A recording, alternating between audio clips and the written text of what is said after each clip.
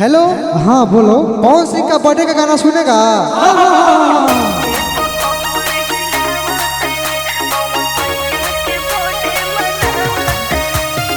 Purchase भाई Madhubala music.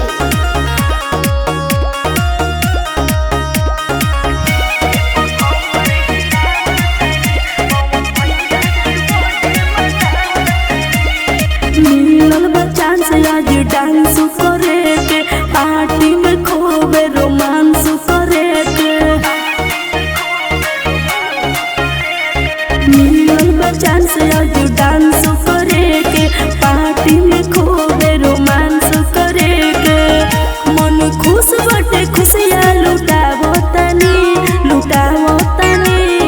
ए DJ पर कमर हिलावो तनी, पवन भैया के बर्थडे मनावो तनी। ए डीजे पर कमर हिलावो तनी, पवन भैया के बर्थडे मनावो तनी। हैप्पी बर्थडे भैया।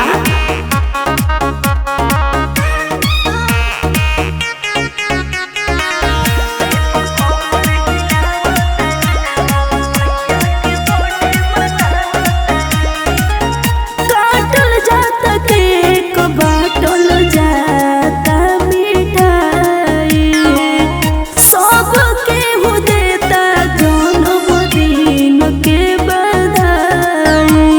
हे भैया हैप्पी बर्थडे। केहू करत नइखे इनका के मिस हो, सब लोग देता इनके आशीष हो। लागे हमरो उमर गोहरावो तनी डीजे पर कमर हिलावो तनी, पवन भैया के बर्थडे मनावो तनी। ए डीजे पर कमर हिलावो तनी, पवन भैया के बर्थडे मनावो तनी। हैप्पी बर्थडे भैया।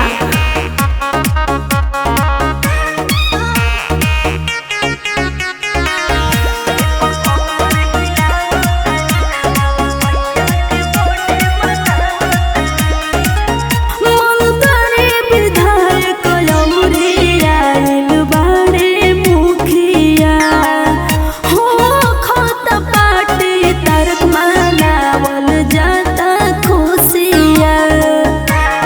हे भैया इनके जाने ला पूरा संसार हो, बड़े भैया पावर स्टार हो।